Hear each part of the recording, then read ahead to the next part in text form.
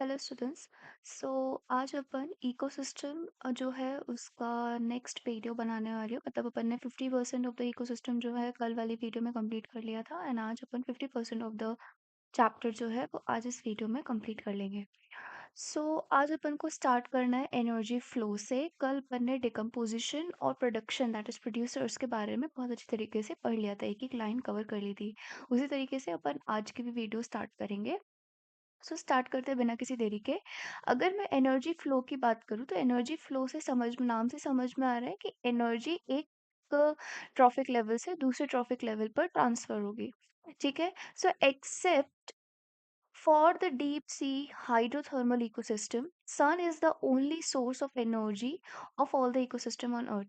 Of course सी बात है, अगर सन नहीं रहेगा तो हमारे जो प्रोड्यूसर्स हैं, जो प्लांट्स हैं, वो फोटोसिंथेसिस करके सुक्रोज नहीं बना पाएंगे, एनर्जी नहीं बना पाएंगे, फूड नहीं बना पाएंगे। ठीक है। It is the only source of the energy for all the ecosystem on earth. Of the incident solar radiation, less than 50% of it is photosynthetically active radiation. ठीक है। That is par.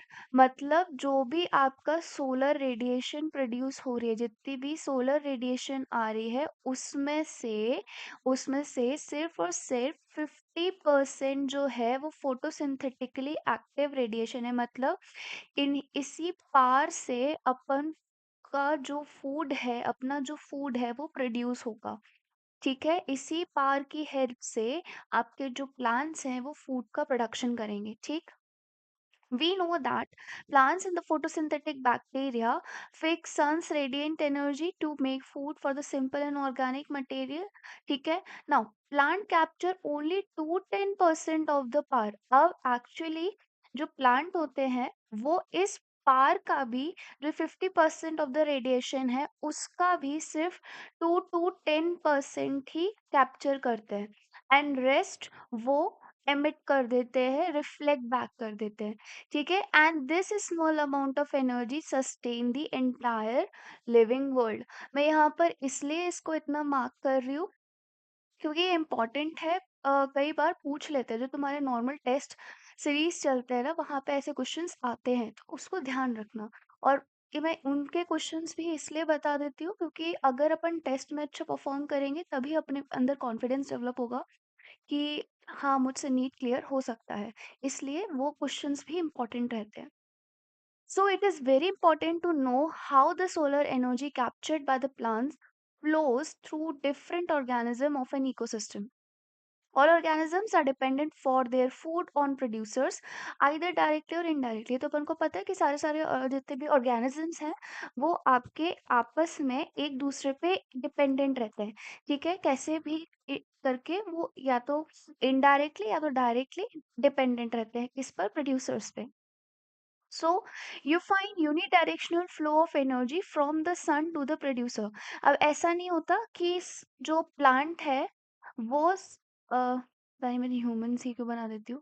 Okay fine. ये जो plant है वो क्या करता है, सन से रेडिएशन लेता है, बट ऐसा नहीं होता कि वो वापस से सन को भेज देता है। So it's a unidirectional flow of the energy. सिर्फ एक ही डायरेक्शन में फ्लो होता है एनर्जी का, ना कि दो डायरेक्शन में। ठीक है। अब ये प्रोड्यूसर्स है तो ये कंज्यूमर को एनर्जी भेज देगा। ठीक है। यूनिडायरेक्शनल फ्लो देखने को मिलता है। Further, ecosystems are not exempt from the second law of the thermodynamics. अब second law of the thermodynamics क्या कहता है? They need a constant supply of energy to synthesize the molecule they require to counteract the universal tendency towards the increasing disorderliness. ठीक है। मतलब इस line का मतलब ये है कि कंटिन्यूसली जो एनर्जी है उसको सिंथेसाइज होना चाहिए, ताकि जो भी आपका डिसऑर्डरलीनेस है, मतलब आपस में जो भी डिसऑर्डर बढ़ रहा है, ठीक है, उसको बैलेंस कर सके। ठीक। The green plant in the ecosystem are called producers. Of course सी बात है, ग्रीन प्लांट्स को अपन क्या बोलते हैं? प्रोड्यूसर्स, क्योंकि उनके अलावा और कोई खाना नहीं बना सकता। ठीक है। this terrestrial ecosystem, major producers are the herbaceous or the woody plants, and likewise producers in the aquatic ecosystems are the various species like phytoplanktons, algae and higher plants. ठीक है, so basically आपके जो producers होते हैं वो कौन से होते हैं? वो आपके प्लांट्स होते हैं। तो अगर अपन अर्थ पे बात करें, मतलब लैंड पे बात करें, तो आपके हर्बेशियस प्लांट हो जाएंगे और वुडी प्लांट हो जाएंगे। और अगर अपन इकोसिस्टम में एक्वेटिक इकोसिस्टम की बात करें तो वहाँ पे फाइटोप्लैंक्टन्स, एल्गे और हायर प्लांट्स। अच्छा, मैंने ना कल वाली वीडियो में एक बहुत मेजर मिस्टेक कर दी थी, जिसके लिए मैं बहुत ज्यादा सॉरी हूँ। एक्चुअली मैंने वहाँ पर फाइटोप्लैंक्टन्स को गलती से कंज्यूमर बता दिया था। एक्चुअली जो फाइटोप्लैंक्टन्स होते हैं वो खुद प्रोड्यूसर्स होते हैं, ठीक है? छोटे-छोटे प्लांट्स होते हैं ये बेसिकली, ठीक है? सो ये भी आपके प्रोड्यूसर्स हैं। Now you have read about the food chain and webs that exist in nature, ठीक है? अब आपके बहुत सारे फूड चेन और फूड वेब्स प्रेजेंट होते हैं स्टार्टिंग फ्रॉम द प्लांट। सबका सोर्स लेकिन सेम होगा, ठीक है? कहीं पर भी एंड हो रहा हो ये फूड चेन, लेकिन सबका सोर्स जो है वो प्लांट ही होगा। Food chain or rather webs are formed such that the animal feed on a plant or another animal and in turn is food for another. Of course सी बात है, पहले plant को किसने खाया? डियर ने खाया, मेरा फेवरेट एग्जाम्पल। फिर डियर को किसने खाया? लायन ने खाया, ठीक है? और इसको तुम और छोटे जो आपके एनिमल्स होते हैं उनको ऐड करके और बड़ी सीरीज बना सकते हो। So this is your perfect example for the food chain. Ultimately lion is dependent on the plant, ठीक है? सो चाहे कहीं भी से खत्म हो रहा हो, स्टार्ट हमेशा प्रोड्यूसर्स दैट इज प्लांट से ही होगा। द चेन और the web is formed because of this interdependency. No energy that is trapped into an organism remains in it forever, ठीक है? सो ये चीज याद रखनी है कि आपकी जो एनर्जी है वो कभी भी पूरी तरीके से हमेशा के लिए अपने बॉडी में नहीं रहेगी, ठीक है? The energy trapped by the producer hence is either passed on to the consumer or the organism dies. Death of organism is the beginning of the detritus food chain web. ठीक है, अब अगर जैसे अपन बात करें कि लायन की death हो गई, ठीक है? अब डेथ हो गई तो लायन की जब डेथ होगी तो ये क्या होगा? ये वहीं पर जहां पर मरा है वहीं पर रह जाएगा। तो वहां के जो सॉइल के जो माइक्रोब्स है और क्या करेंगे, इसको डिकम्पोजिशन चालू कर देंगे, ठीक है? वही 5 फैक्टर्स जो 5 सीरीज जो अपन ने कल याद करी थी वो स्टार्ट हो जाएगी, ठीक है? Okay. Now, all animals depends on the plants for their food needs. ठीक है? They are hence called the consumers. Simple. और the heterotrophs. Heterotrophs वो होते हैं जो प्लांट पे डिपेंडेंट रहते हैं या अपना खाना खुद नहीं पका सकते. So if they feed on the producer, the plants they are called primary consumer. अब जो प्लांट पे फीड करेंगे, मतलब इस केस में डियर जो है वो कौन हो गया हमारा? आपका प्राइमरी प्रोड्यूसर, ठीक है? क्या हो गया? Primary producer. And if the animals eat other animals, which in turn eat the plants, that is known as the secondary consumer. So basically यहाँ पर जो lion होगा वो आपका secondary consumer होगा। कौन होगा? Secondary consumer होगा। Done. Now likewise you could have tertiary consumer too. अब जैसे कि अगर अपन एक लंबी सीरीज बना दे, तो जैसे कि ग्रास है, ग्रास को किसने खाया? आपके छोटा सा कोई ले लेते हैं, रैबिट ने खाया, ठीक है? एंड रैबिट को किसने खाया? आपके स्नेक ने खा लिया, ठीक है? जो बड़ा वाला होता है। फिर स्नेक को किसने खाया? उल्टा एरो बन रहा है, ठीक है? स्नेक को खा लिया आपके ईगल ने, ठीक है? सो बेसिकली आपका ये क्या होगा? ये हो गया producer, this is your primary consumer, this is your secondary consumer and this is your tertiary consumer. अगर सीरीज और बड़ी होती है, अगर चेन और बड़ी होती है तो there will be a quaternary consumer too, ठीक है। So obviously the primary consumer will be the herbivores. Of course ये बात है, हर्बीवोर्स वो होते हैं जो घास वगैरह खाते हैं, ठीक है, प्लांट्स को फीड करते हैं। सो प्राइवेट आपका क्या है, हर्बीवोर है। कैटल सब किसमें आ जाते हैं, हर्बीवोर में, बचपन से पढ़ते आ रहे हैं। Some common herbivores are insect, birds, and mammals in the terrestrial ecosystem and the mollusks in the aquatic ecosystem. याद रखना, ठीक है, aquatic ecosystem में mollusk आपके herbivores होते हैं। Done. The consumer that feed on the herbivores are carnivores. अब obvious सी बात है, herbivores पे जो feed करेंगे वो carnivores होंगे, जिन्हें आप प्राइमरी carnivores भी बोल सकते हो, ठीक है। Those animals that depend on the primary carnivores for food are labeled as secondary carnivore, ठीक है।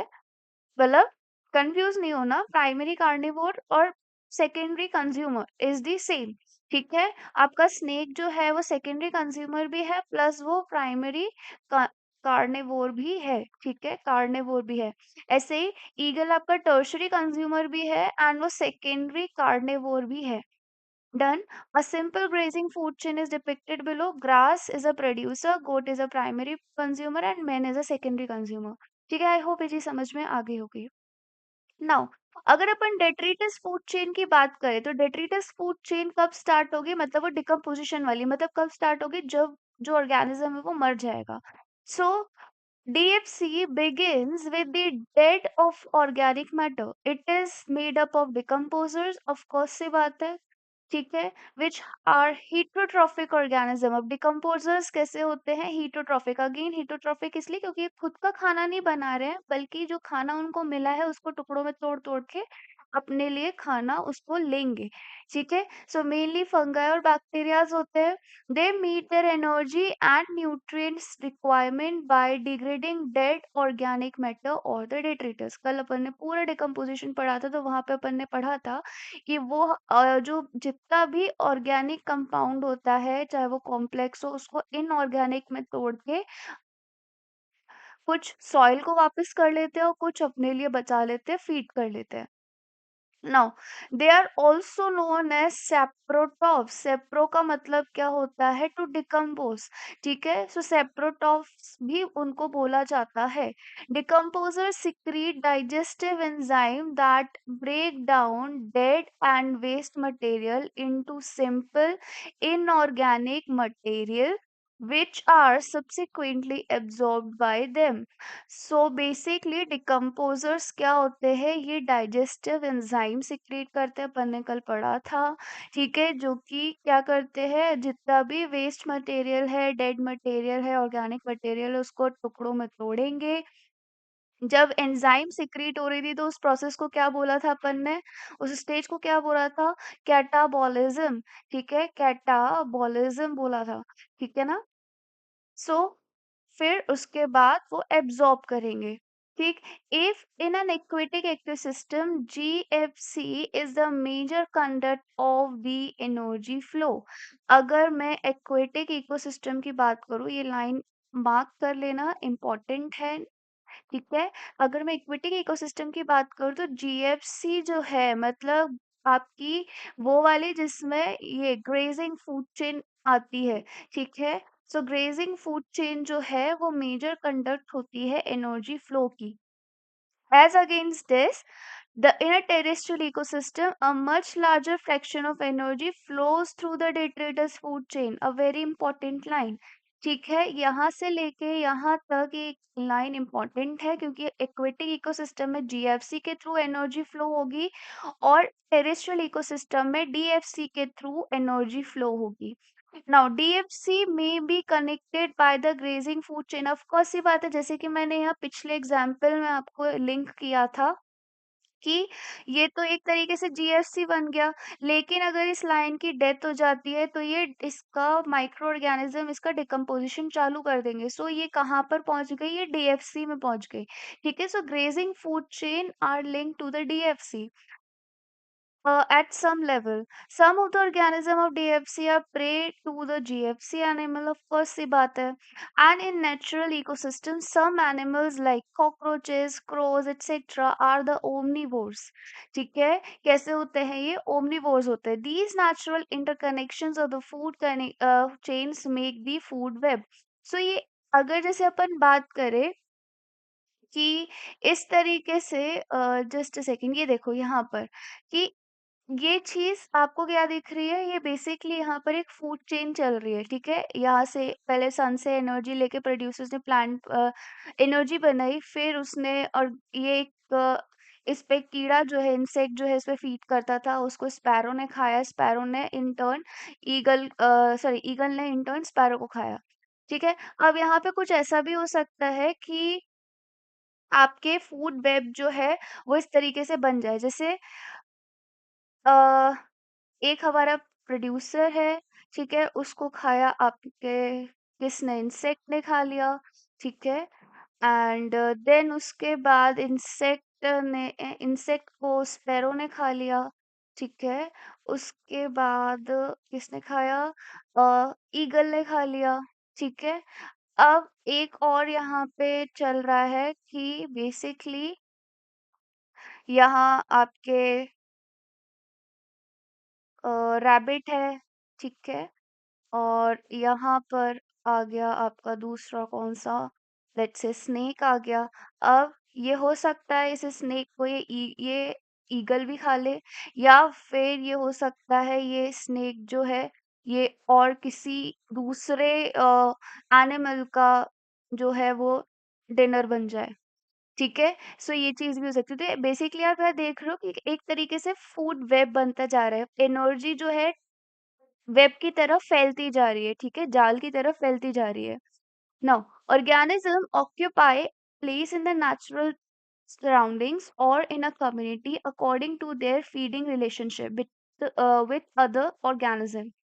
So basically अगर अपन बात करें कि ट्रॉफिक लेवल जो मैं इतने टाइम से आप लोगों को बोल रही थी कि वो क्या है, तो बेसिकली क्या होता है कि एक एनिमल किस तरीके से फीड करता है, ठीक है? पूरे एनवायरनमेंट में, उसके बेसिस पे हम उसको एक पर्टिकुलर ट्रॉफिक लेवल दे देते हैं। अब जैसे अगर मैं बात करूँ यहाँ पे इस जगह पे इस पर्टिकुलर चेन की, तो यहाँ पे जो ग्रास है उसको मैं फर्स्ट ट्रॉफिक लेवल दे दूंगी, ठीक है? रैबिट को सेकंड ट्रॉफिक लेवल दे दूंगी, स्नेक को थर्ड ट्रॉफिक लेवल दे दूंगी एंड ईगल को फोर्थ ट्रॉफिक लेवल दे दूंगी। सो बेसिकली मैं इनको एक तरीके से ऑर्गेनाइज कर रही हूँ, ठीक है? एक तरीके से आप इसे ऐसे भी बोल सकते हो कि primary consumer, secondary consumer, tertiary consumers को एक के ऊपर एक रखा गया, उनको डिफरेंट डिफरेंट ट्रॉफिक लेवल दिए गए हैं, ठीक है? So based on the source of the nutrition, उनका न्यूट्रिशन क्या है, वो किस तरीके का फूड ले रहे हैं, बेसिकली वो किस तरीके के कंज्यूमर्स हैं, उनके बेसिस पे उनका ट्रॉफिक लेवल डिसाइड होगा, ठीक है? Producers belong the first trophic level as I have said, herbivores to the second and the carnivores to the third, ठीक? अब एग्जाम्पल दे रखा है आपको यहाँ पे। सो फाइटोप्लैंक्टन ग्रास या ट्रीज को हमने फर्स्ट ट्रॉफिक लेवल दे दिया, प्रोड्यूसर्स हैं जू प्लैंक्टन ग्रास हॉपर्स को सेकंड ट्रॉफिक लेवल दे दिया क्योंकि हर्बीवोर्स हैं एंड ऑल्सो प्राइमरी कंज्यूमर्स हैं। बर्ड फिशेस वॉल्फ को हमने थर्ड ट्रॉफिक लेवल दे दिया क्योंकि कार्निवोर्स हैं, सेकेंडरी कंज्यूमर। मैन और लायन को हमने फोर्थ ट्रॉफिक लेवल दे दिया क्योंकि वो टर्शरी कंज्यूमर है, ठीक है? तो इस तरीके से आपका पूरा जो ट्रॉफिक लेवल है वो बढ़ता चला जाएगा जैसे-जैसे आपके जो कार्निवोर्स हैं या फिर जैसे-जैसे आपके जो कंज्यूमर्स हैं ऐड होते जाएँगे, ठीक है? Okay, now the important point to know that is the amount of energy decreases at the successive trophic level. So basically हर एक ट्रॉफिक लेवल पर जाते जाते, जैसे कि अगर अपन प्रोड्यूसर से फर्स्ट ट्रॉफिक लेवल पे गए, फर्स्ट ट्रॉफिक लेवल से सेकंड, सेकंड ट्रॉफिक लेवल से थर्ड, सो एनर्जी जो है वो डिक्रीज होती जाती है, क्या डिक्रीज होती जाती है। So when any organism die, it is converted to a detritus or dead biomass that serve as an energy source for the decomposers. Of course सी बात है, अगर lion मरा या मैन मरा तो उसका डिकम्पोजिशन होगा, ठीक है? क्या होगा? डिकम्पोजिशन होगा। एंड डिकम्पोजिशन किस में देखने को मिलती है? डेट्रिटस फूड चेन में देखने को मिलती है, ठीक है?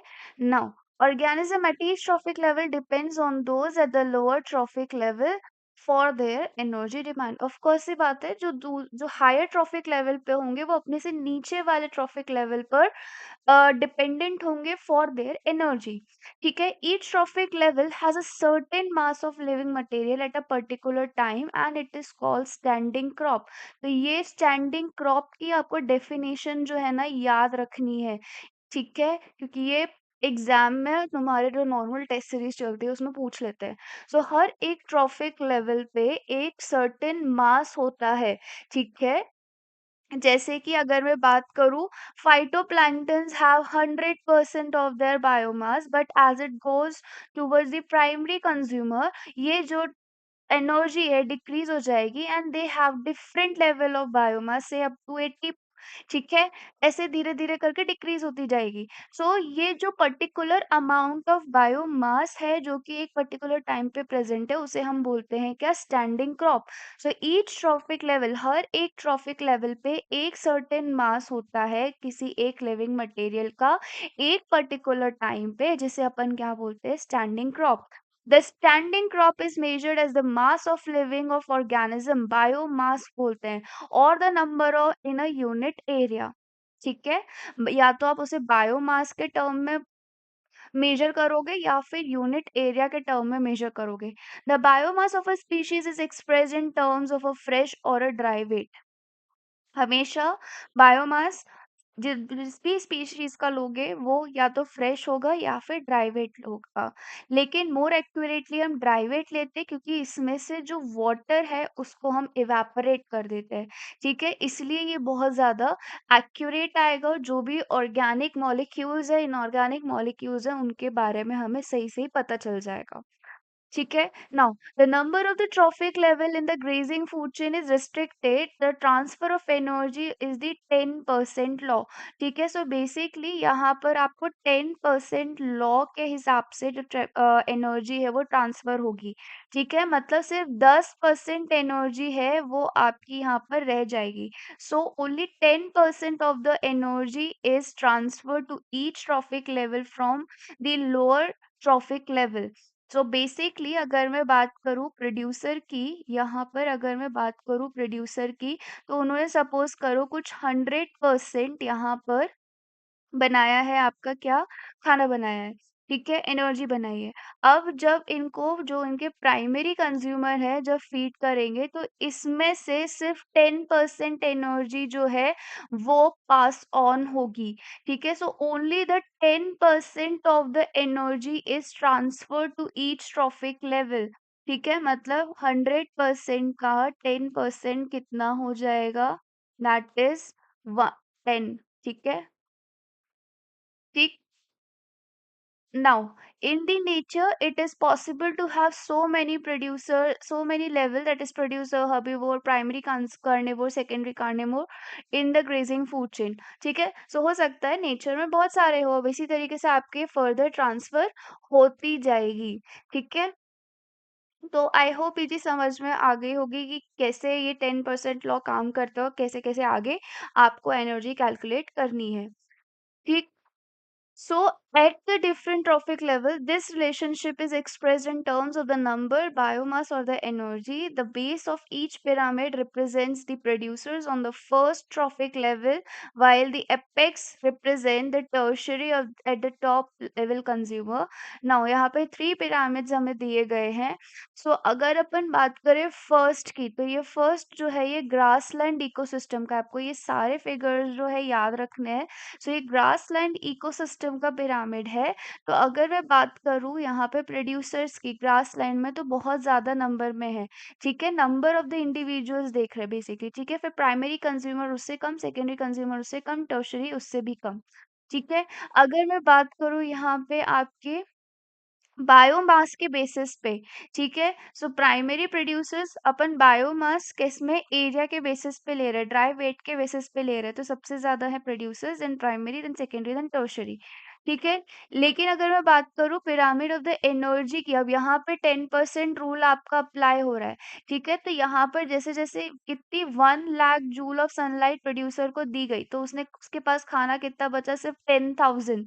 ठीक है, फिर उसके बाद उस प्राइमरी कंज्यूमर के पास आपकी ये जो एनर्जी है वो जब उसने फीड किया प्रोड्यूसर पे तो उसके पास सिर्फ और सिर्फ 1000 जूल बची। फिर उसके बाद 100 एंड देन 10। ठीक है, सो इस तरीके से आपका ये जो एनर्जी फ्लो है वो बढ़ कम होता जाता है। ठीक है, मतलब जो एनर्जी का कंटेंट है वो कम होता जाता है, ट्रांसफर जो है वो कम होता है। ठीक है, so observe that primary producer convert only 1% of the energy in the sunlight available into the NPP। ठीक है, so यहाँ पे 10% लॉ अप्लाई हो रहा है।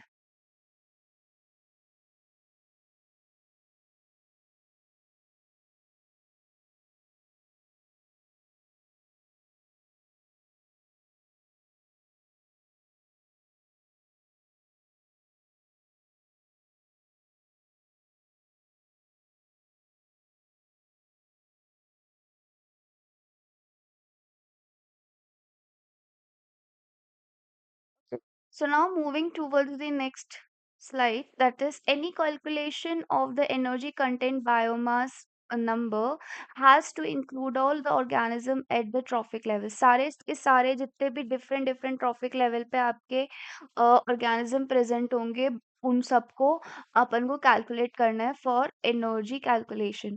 No generalization we make will be true if we take only a few individual at any trophic level into account. Also, a given organism may occupy more than one trophic level simultaneously. One must remember that the trophic level represents a functional level. So, हर एक trophic level एक functional level को represent करता है उसके species को, मतलब वो किस तरीके का किस तरीके का फंक्शन कर रहे हैं। जैसे कि आपका अगर अपन बात करें पिछले जो अपन ने यहाँ पर डिफरेंट फिर यहाँ पे जो कंज्यूमर्स के बारे में पढ़ा था। सो अगर अपन जैसे बात करते हैं फाइटोप्लैंक्टन्स की और फर्स्ट ट्रॉफिक लेवल की, तो इस फर्स्ट ट्रॉफिक लेवल हमेशा प्रोड्यूसर्स को दर्शाता है। तो प्रोड्यूसर्स क्या होता है, जो अपना खाना खुद बना सकते हैं। ठीक है, देन जू प्लैंक्टन्स या कैटल्स या हर्बीवोर्स की बात करें तो वो प्राइमरी कंज्यूमर होते हैं and that is second trophic level. ठीक है, तो उनका क्या क्या काम है, वो किस तरीके से किस फूड पे फीड करते हैं वो भी बताता जाता है ट्रॉफिक लेवल, इसलिए इसको फंक्शनल भी बोलते हैं। ठीक है, फंक्शनल लेवल भी बोला जाता है। So a given species may occupy more than one trophic level in same ecosystem at the same time. For example एक स्पैरो प्राइमरी कंज्यूमर की तरह भी काम कर सकती है क्योंकि वो सीड फ्रूट और पी को फीड करती है, और सेकेंडरी कंज्यूमर की तरह भी फीड कर सकती है क्योंकि स्पैरो जो है वो इंसेक्ट और वर्म भी खाती है। ठीक है, now in most ecosystem all the pyramids of number of energy and the biomass are upright. ठीक है, अगर अपन बात करें अभी पिरामिड्स में, सो अपन अगर बात करें नंबर्स में, एनर्जी में, बायोमास में, सारे के सारे कैसे हैं, अपराइट है, एकदम सीधे हैं। ठीक है, इन्वर्टेड नहीं है। ठीक, दैट इज प्रोड्यूसर्स हमेशा नंबर में ज्यादा होंगे, बायोमास उनका ज्यादा होगा देन हर्बीवोर्स, और हर्बीवोर्स हमेशा ज्यादा होंगे नंबर्स में और उनका बायोमास ज्यादा होगा as compare to the carnivore. Also, the energy at a lower traffic level ज़्यादा होती है as compared to the higher level। ठीक है, now there are exceptions to these generalization। कई बार आपको exceptions भी मिलते हैं, हर जगह सेम चीज नहीं चलती है। So if you were to count the number of the insects feeding on a big tree, what kind of pyramids would you get? अब सपोज करो एक बड़ा सा banyan ट्री है, इसके ऊपर बहुत सारे इंसेक्ट फीड कर रहे हैं। तो अब यहाँ पे जो अगर अपन on the basis of the number के ऊपर अगर अपन पिरामिड्स बनाए, ठीक है, ग्राफ बनाए, तो प्रोड्यूसर तो सिर्फ वन है, लेकिन इंसेक्ट या प्राइमरी कंज्यूमर की बात करूँ तो बहुत सारे हैं, तो इन्वर्टेड पिरामिड बनेगा। कैसा बनेगा? इन्वर्टेड पिरामिड बनेगा। ठीक है, so now add an estimate of the number of a small birds depending on the insects also as the number of a large birds eating the smaller, draw the shape you get। तो inverted अपन को मिला। The pyramids of the biomass in sea is generally inverted because the biomass of the fishes far exceeds that of the phytoplanktons. ठीक है, अगर अपन, ये important है, अगर अपन सी का बायोमास देखें तो कैसा है, इन्वर्टेड ही आएगा। ठीक है, क्योंकि वहां पे फिशेस का बायोमास जो है वो ज्यादा होता है as compare to the phytoplanktons. Now pyramid of the energy is always upright, लेकिन पिरामिड, एनर्जी का पिरामिड, चाहे वो एक्वेटिक में हो चाहे वो आपका किसी में भी हो, वो हमेशा अपराइट ही रहेगा। ठीक है, कभी भी इन्वर्टेड नहीं हो सकता, क्योंकि हर एक ट्रॉफिक लेवल पे एनर्जी कम ही होती है।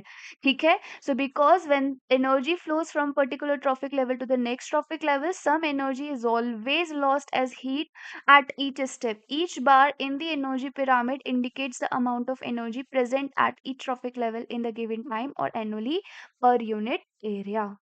ठीक है, however, there are certain limitations of the ecological pyramid, such as it does not take an account the same species belonging it to or more trophic level. कभी कभी एक species, मतलब same species जो है वो अलग अलग trophic level नहीं ले सकती. It assumes simple food chain. जो pyramids वाला concept है वो सिर्फ और सिर्फ simple food chain के लिए apply होता है. Sometimes that almost never exist in nature. इस तरीके की कभी कभी some, मतलब इस तरीके की चीजें जो है कभी कभी नेचर में एग्जिस्ट भी नहीं कर सकती है, एंड ये फूड वेब को अकोमोडेट नहीं कर सकते. These are the drawbacks of ecological pyramid, जो कि आपको याद रखने हैं. ठीक है, इम्पोर्टेंट है. ठीक, सो आई होप, तो that's it for the today's guys. अगर आज का वीडियो अच्छा लगा हो तो प्लीज लाइक कीजिएगा एंड सब्सक्राइब कीजिएगा चैनल को. And with this particular video मैंने इकोसिस्टम कंप्लीट कर दिया है. सो ये विद इन 1.5 आवर में कंप्लीट हो गया है. तो पार्ट 1 और पार्ट 2 दोनों देख लीजिएगा. अगर वीडियो अच्छा लगा हो तो प्लीज लाइक कीजिएगा, सब्सक्राइब कीजिएगा चैनल को. Thank you so much.